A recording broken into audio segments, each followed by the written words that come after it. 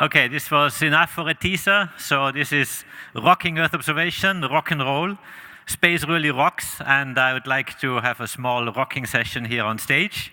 I'm having extremely good panelists here who are rocking the scene of Earth observation, and they are really making a big change, and we will hear from them afterwards, but I think this is something very particular today.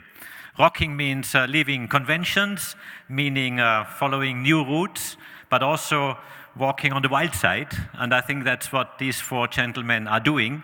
They are walking on the wild side. They have plunged themselves into the unknown, have formed their companies, and they really are about to produce fantastic data, information with their satellites or their information systems. So I'm really proud to have these four special guests here. I'm the only one from the traditional space, from a large space agency, European Space Agency. These are the rock stars. I feel if you are rocking, then I'm dancing waltz, more the traditional way, but I think you need both. At some occasions, waltz is the right way, and at some occasions, rock and roll is the right way of going about and doing your business. So I'm very happy to really introduce all the panelists which we have here. We have Peter Platzer, first one on the left side. Peter Platzer is co-founder of Spire. He founded Spire in 2012 with a vision really to provide high-frequency, high-accuracy satellite-powered data from anywhere in the Earth. I have to say that Peter is not only known for Spire, but he has actually quite an illustrious career. He has been before in CERN. He has trained in CERN. He has also been at the Max Planck Institute, at NASA Ames Space Portal, and was awarded an MSS from the International Space University, a Master of Science in Physics from Technical University of Vienna, and an MBA from Harvard. I mean, you see that there's a lot of intelligence bundled together in Peter. Then we have Yasu Yamazaki. Yasu is the Corporation Business Development and Sales Group Brand Manager from Axel Space, which is a company in Japan, also creating microsatellites or smaller satellites of less than 100 kilos. But he has actually an interesting background. He is not coming from space only, but he has a background also with Daiwa Capital Markets. He has also been with Lehman Brothers, and he had nurtured his marketing and branding experiences at McCann Erickson, Saatchi & Saatchi, and Bartle Bogley Hegarty. Then we have Gregor Milczynski. Gregor has co-founded Cozy Lab at the age of 21, which was not many years ago. Which is a company developing control systems for particle accelerators and large experiments in physics. In 2008, Gregor moved to become the CEO and co-founder of Synergize, and we know Synergize in the Earth observation world because they have really, I would say, almost revolutionized the easy access to data, including Sentinel data. He's working a lot with many companies, including Amazon, including us at ESA, and really has done a marvelous job in making data access user-friendly. Then we have Rafal Modrzejewski. I apologize for the pronunciation. I hope it's not too bad. So Rafal is the CEO and co-founder of IAC. IAC aims to launch and operate a constellation of micro SAR satellites, and this is quite a revolution in itself. We at the European Space Agency and with many other countries in Europe having SAR systems, we couldn't believe that there is a microsar capable of doing a job and really taking images from a SAR instrument, from a small satellite of about 80 kilos, which is really a revolution, I should say. And we have seen the first images of the data launched in January, and deeply impressive. And so Rafal not only is the CEO and co-founder of IAC, he is also responsible for overseeing the organization's growth and implementing the IAC's overall vision. Prior to being with IAC, he has researched innovative products at VTT in Helsinki. He attended the Warsaw University of Technology in Poland, where he studied electrical engineering. and also he continued his studies, in radio science and engineering at Aalto University. So, ladies and gentlemen, I have 4 extremely well-recognized guests here on the panel, and I would like to give each of them a short possibility to introduce themselves, their activity through a few slides, and then afterwards we lead a discussion. So I ask first Peter for your few slides and a short introduction. Sure. Thank you so much, Joseph. It's truly an honor to be here. I work for Spire. It's a satellite company that produces data. We have 60 satellites in orbit, 30 ground stations, cloud, send it to customers for a range of markets. But what I want to talk to you about is something that is already happening and is really going to show how this exponential change in the nanosatellite world is continuing to move forward, where almost all characteristics of those satellites follow a very, very stable exponential trend for now almost 2 decades of changing their performance by an order of magnitude every 5 years. And that is true for power, storage, antenna gain, bandwidth, communication. It is true for a large number of capabilities, and the one that I want to talk about today is computing on the edge. So when we started with computing in the 60s and 70s and 80s, computers, as you know, took up a whole building, right? And then in the late 90s and the 2000s, they became small rooms. And today you have the same supercomputing power that I used to have at CERN in your pocket, in your car, and in your toaster. Soon in your toaster, give it a couple more years. But that is what's happening. And that has changed the computing paradigm on Earth and allowed the IoT revolution to be so powerful, right? Because in the old days, you had like this bottleneck of taking data to the compute and back, right? And so you had like this bottleneck in the middle where a massive amount of bandwidth was required. Now, with an explosion of compute resources that can be packed into smaller and smaller devices, people realize that doesn't have to be done this way anymore, and they're pushing computing to the edge, onto the sensors, integrated into the sensors, so that computing and decision making is happening right where the data is collected. And that, of course, is now further accelerated by the emergence of better and faster AI and machine learning capabilities. Now, what new space is enabling, it is extending this edge from not just on Earth, but it's literally pushing it into orbit.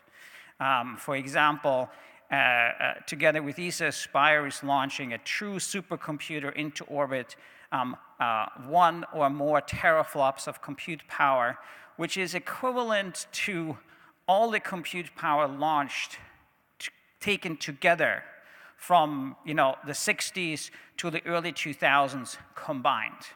All of those satellites combined have about the same compute power, and is going to sit in a bottle of wine in just a few months' time. Right?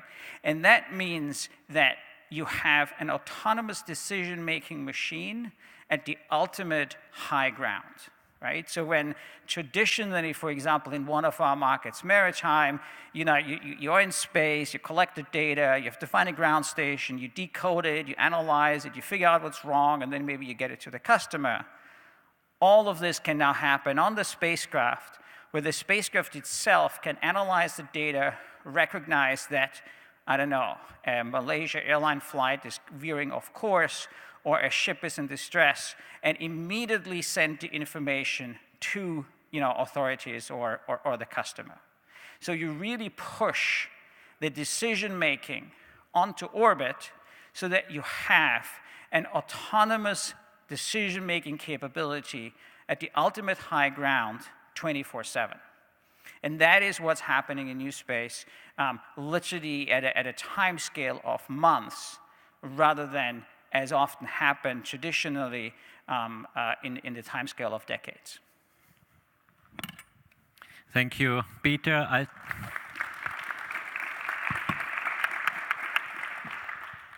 So thank you, Peter. I suggest that we continue this short introduction, and Yasu will be next talking about Axel Space.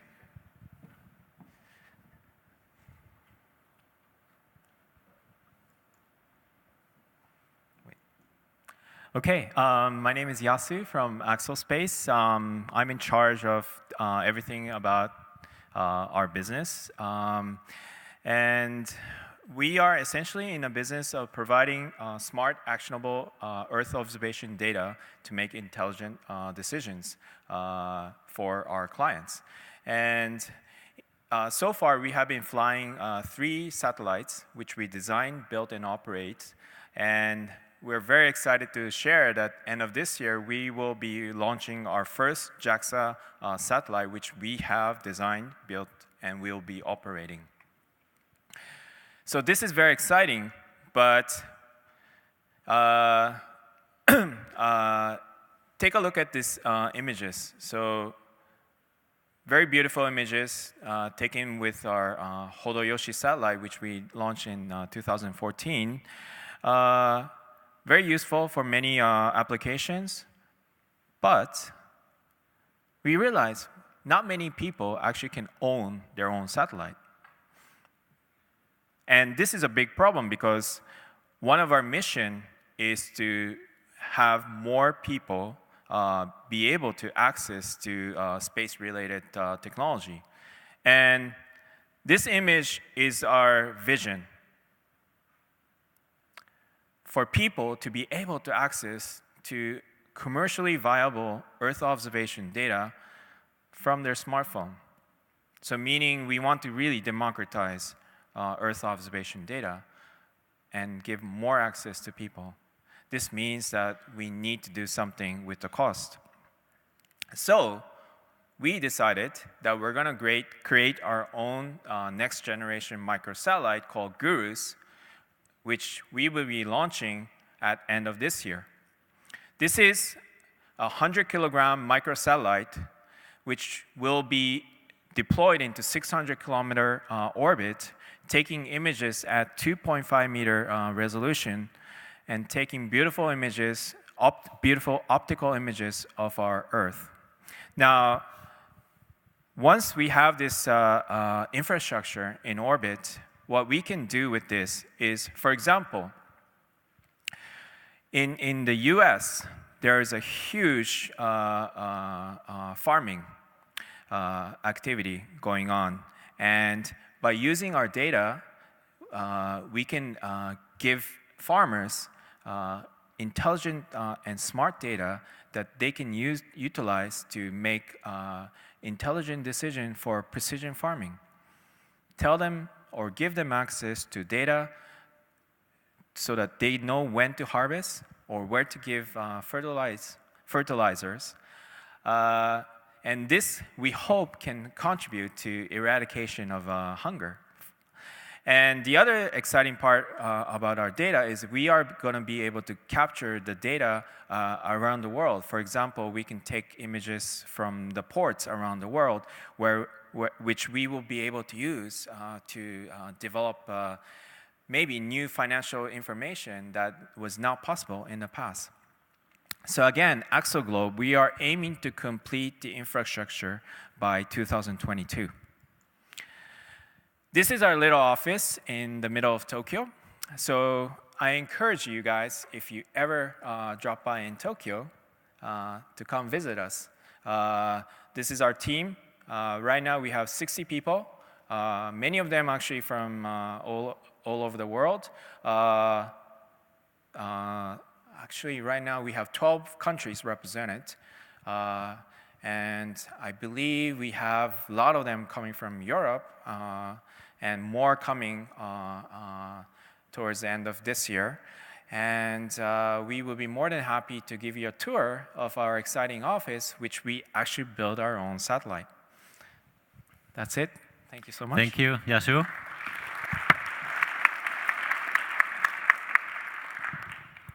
So there's an invitation to go to Tokyo. But before we do that, I hand over to Gregor, and he presents his activity and his company, what he is doing based out of Slovenia. Thank you. So, because we don't have enough money to build our own satellites, we had to piggyback on these guys, and it was a sure and interesting ride. A rocky one, though, because at the time, people didn't know what to do with the data. Like similarly, when the first results of the weather forecast models came in, they were pretty good, but they came 2 weeks too late. And similarly with the Sentinels, the technology was simply not ready to cope up with all this data that were coming out of it. And we were looking at it, and we were thinking whether we can make it faster, and like not 10 or 20% faster, but an order of magnitude or 2 faster. And we put quite a bit of effort, and yeah, to cut a long story short, we actually created a Sentinel Hub. And then this was our first showcase application, Sentinel Playground, which made it possible for anyone in the world with an internet connection and a browser to dive in the petabytes of data coming from Sentinels and do some basic analysis on top of it. And because our solution is pretty cost efficient, we were actually able to put this out free of charge just about for everyone. Now, we did some tools in parallel for professionals so that we can earn some money and create business model. But what I think that what we made it possible, and I think that now we can finally claim that access to the data of the satellites, and not just Sentinels, but any satellite, is more or less not a challenge anymore, because anyone can come who is interested in Sentinel, Landsat, MODIS, or JAXA satellites or Axios-based satellites can come and tap in the web services, and they can get the data wherever they want, very, very fast. And boy, is this powerful. I mean, giving the tools in hands of people with different interests, different backgrounds, different skills, some interested in monitoring emissions, some looking at who is stealing water from the rivers in the drought-affected areas, some observing the military equipment. I mean, all of this was a science fiction just a few years ago. And now we have 2 million requests being done by these guys every day to get the data from various satellites. But it's not enough. It's not enough because there's simply not enough eyeballs in the world to check at each and every image coming from these satellites. And this is why we need to train the computers to do this for us, and then to kind of alert us, this is something that maybe you should look into. The problem, though, is that the computer vision nowadays is kind of fine-tuned to cats and dogs, and there are not that many of these in the satellite images. And this is why we decided to kind of try to bridge the gap between the satellite data and all these well-known machine learning frameworks like TensorFlow, MXNet, and so on, to make it possible for anyone, any data scientist with an idea to actually prepare the data in a way so that it will fit in all these models very well. And now doing that, we realized that we can't do it ourselves. I mean, that this is no longer a job for one company, because if we all go and do our own platform, then we'll all be just counting cars and ships and oil tanks. And I think that there is so much more into that than this. So this is why we decided that we'll build this fully open source. And I'm not talking only about the software, but also about the ground truth data, the training models, the validation models, the use cases. And I mean, what we want to achieve, that all of us together, we can actually build tools that will help us do a kind of a weekly health check of our planet, a basic one, and automatically, and then kind of to trigger, this is something, and then we go and use the commercial data or drones to dive deeper and to see whether we need to do something about it and what to do. Thank you very much. Thank you, Gregor. Thank you, Gregor. I take the opportunity of the last slide, which he showed. On the top right, there was written PhilLab, and the PhilLab is an installation of the at ESRIN and the European Space Agency, and we will have a Phi week in mid-November where a lot of disruptive innovation will be showcased. Of course, all of these gentlemen here, but there will be throughout the whole week this topic, the main issue of discussion for Earth observation, but also beyond Earth observation. Having said that, I want to introduce Rafał Modrzewski, the CEO of ISI, and please tell me how to pronounce your name. It's excellent. It's excellent. Thank you. Thank you very much. Peter, I believe you are the one to blame for the standing concept. I actually really wanted to sit while giving my presentation. But it's always a bit difficult to be the last in such an amazing panel. I do have to say that thank you, Josef, for assembling it. I believe it's very complementary from the perspective of what kind of features each of the companies is bringing together. So we've heard from Peter about Spire and supercomputers. We've heard about optical images, about how to process those petabytes of data once my mom learns how to use JavaScript. Is that what it was? So what is ISI bringing to all of this? So I actually will try to use my introduction to sort of engage you into the discussion and try to figure out along with us how to make sense out of all of these different sensors and computational capabilities in order to indeed discover the truth about the world on an everyday basis, or maybe a little bit more frequently than everyday basis. I guess this is where ISI comes in. What we built is we designed very small micro SAR satellites. As Josef mentioned, it was believed to be relatively tricky before the first launch, which happened this January. We had to build them to be small because otherwise it would be really difficult from the financial perspective to launch a constellation. And a constellation is what you need in order to capture images very frequently. And when we say very frequently, because SAR can see through clouds and darkness, we really want to go down to hours. So we would like to not only show you what happens every day, we would like to show you what happens throughout the day. And in order to be able to do that, you need a reliable sensor, which is SAR. And so just to show a little bit, I know that everyone likes this picture because we've seen an optical one of the same side. This is how SAR looks like. The good thing about this frame is that it will always look the same way, regardless of weather conditions or time of day. If you have enough satellites so that there's always a satellite passing over the spot every hour, you'll be able to compare how this spot changes throughout the day. And so I believe this concept of bringing all data together and computing them with the use of computers in space or on the ground is definitely coming up. We're all here with the mission of trying to figure out what are actually the features that we can extract, and indeed doing computing cuts is probably not what we want to do, but we also don't really want to start thinking of cars and vessels, because ultimately this is not going to bring us any further. This is an example which is also quite known, oil tanks. We at ISI haven't been able to figure out the ultimate answer to how to combine all these capabilities together, but this is an interesting thing. If you think of oil tanks, we are able to measure them 8 to 10 times a day and able to predict how much oil is being stored at any given point in time in those tanks. And so we indeed use automated algorithms. This is how they look. This particular one is try to find vessels within our SAR imagery. And especially why I think this panel makes a lot of sense right now is because all of our companies have sort of gone through this journey of having great ideas through maturization to launch of their first satellites, and sort of are at the verge of when we have to start thinking of consolidation of the market and figuring out how are we indeed bringing the capabilities that we've just launched together.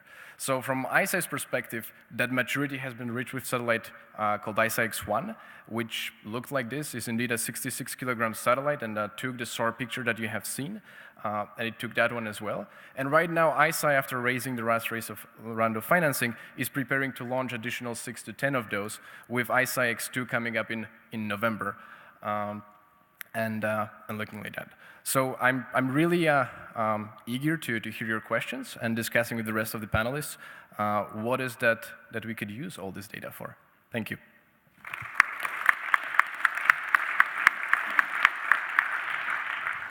So thank you, Rafal. I think this is a very impressive story. You will notice from the panel that we have actually taken good care of having a mix of different backgrounds, different geographic regions. We have Japan, we have the US. Peter is having huge office in Silicon Valley, and then of Europe. But also we have different satellites in the radar domain, in the optical domain, and the Spire satellites are listening actually, which is quite different from the imaging satellites. And of course, Gregor looking at the data analytics part in a very impressive way. So we have a very good panel here. I would like, of course, to encourage the audience to ask questions, but maybe to kick it off, off before, yes, so you can start. Can we get the microphone here with the blue shirt, please? Thank you, Bertel Dusman, Estec. I would like to, let's say, invite the two extreme panel members to maybe talk to each other, because you showed some wonderful SAR images of, say, ships.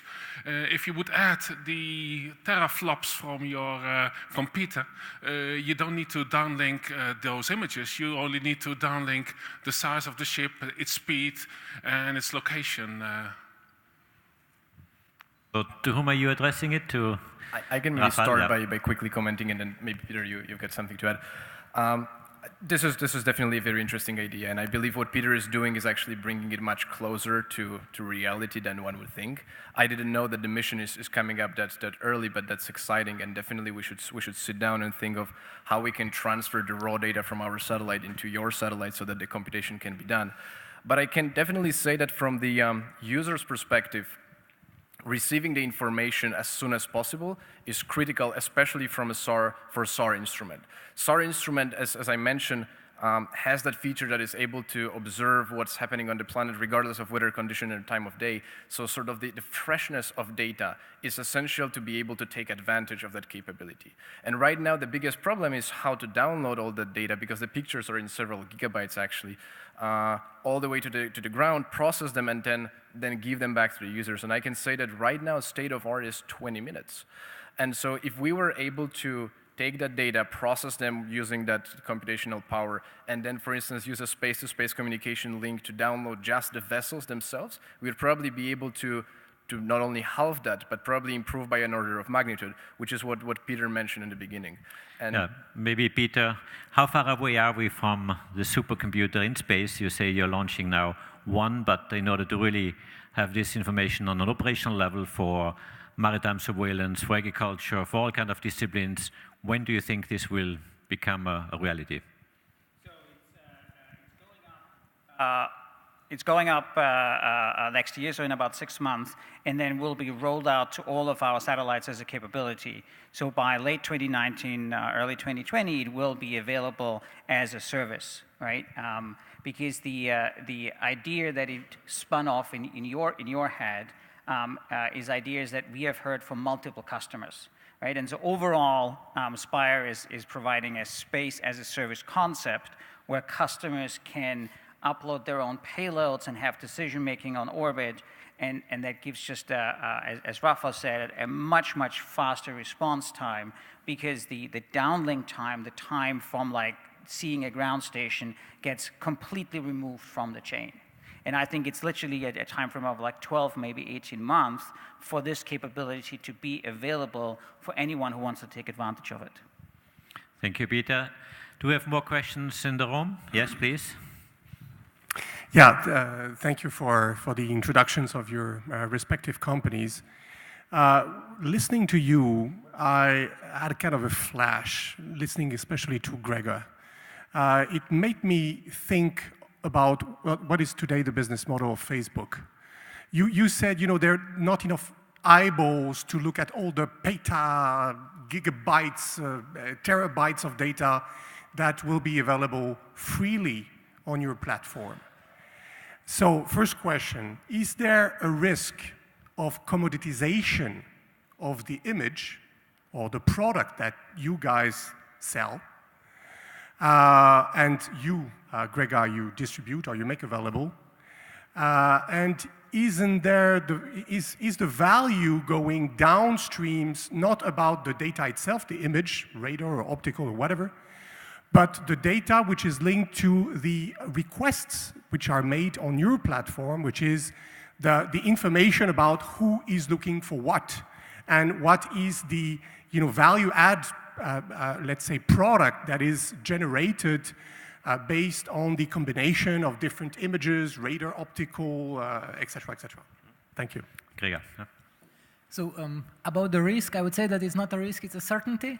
I mean, I think that Sentinels made this data a commodity, and as soon as we put them on the website, people started to use them. And I mean, we realized 2 years ago already that just the image itself doesn't have any value anymore. I mean, 5 years ago, people were able to sell the image for, I don't know, €1 per square kilometer. Today, it's no longer possible because you have good enough image available for free. But that just means that we need to, when we want to make business, we need to go further than that, right? I mean, we need to go beyond the image, we need to go beyond the pixel, we need to go what is actually out there.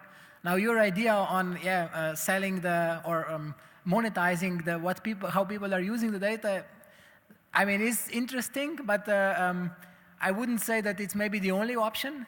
I think that there are so many things that we can first do and monetize, just if we exploit these images in an appropriate manner. And I mean, here, even if we go beyond the simple revenues, if everyone starts looking at this data properly, and then they get a clear picture of what is happening with our planet, and start acting accordingly, I think this will benefit me more than, I don't know, hundreds of millions that Facebook is earning.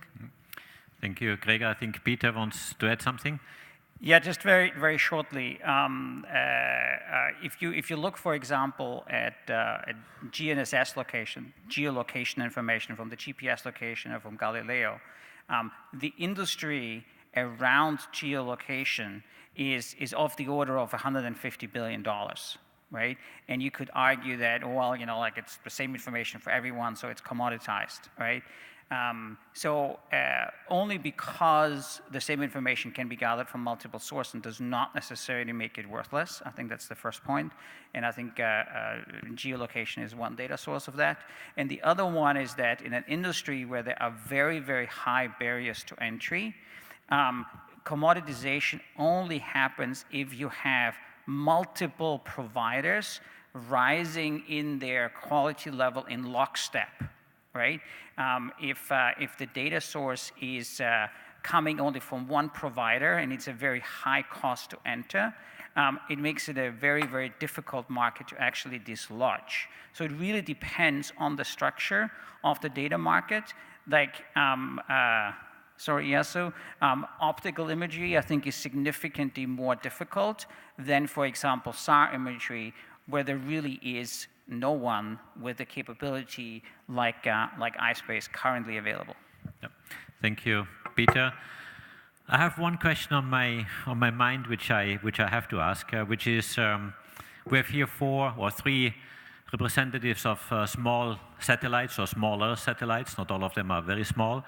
Plus, of course, Gregor more on the data analytics part.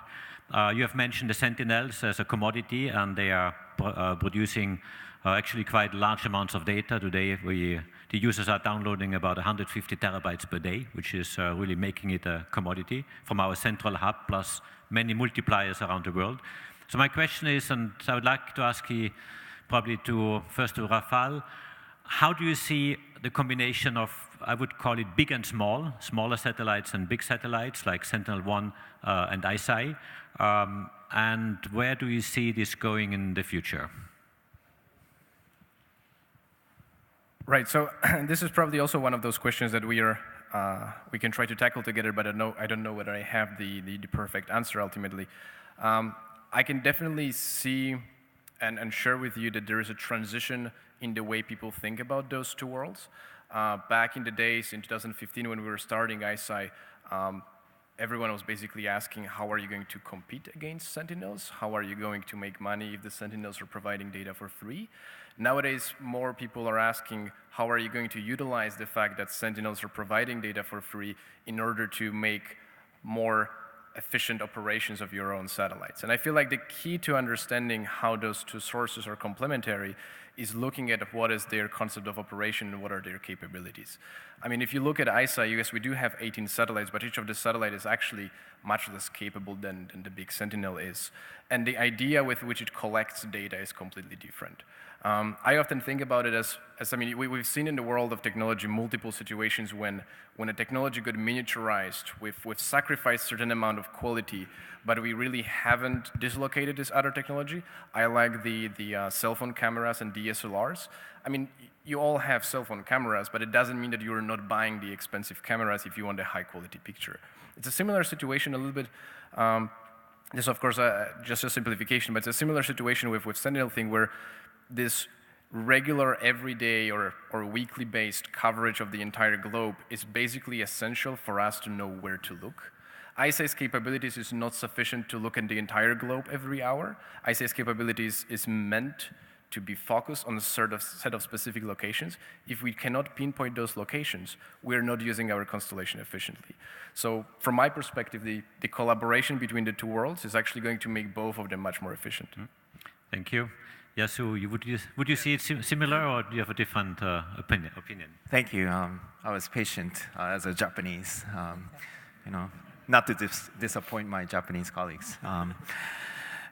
So actually, I have a slightly different view on the Sentinel. We feel it's an opportunity for us. Why? Because we feel Sentinel is opening up the market called Earth observation data analysis. Because Sentinel is free, anyone can try to use it. Because Sentinel is amazing data, people can rely on doing some amazing stuff. And because people are trying, and some people are making money out of Sentinel data, actually the Earth observation market has established and is growing. Now that's a good thing, because once they start using Earth observation data, they want more. Now they're using 10-meter resolution. They might want something like 2.5, which what we provide. And they might want to have area of interest. They want to maybe specify where they want particularly monitor. So I think actually Sentinel is amazing system which is helping to cultivate and open up Earth observation market. That's how we think. Thank you. Wonderful answer. Thank you for that.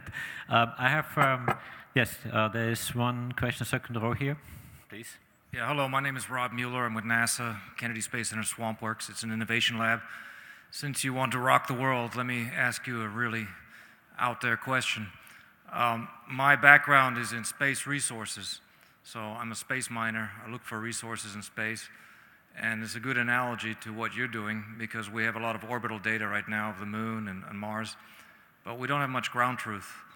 And I'm seeing a missing piece is the ground truth. And I think it's true in this industry too.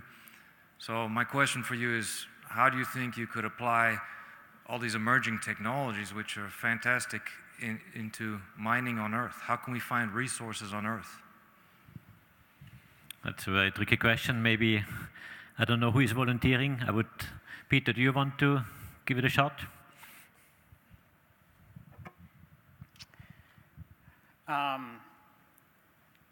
So I'm not a miner, right?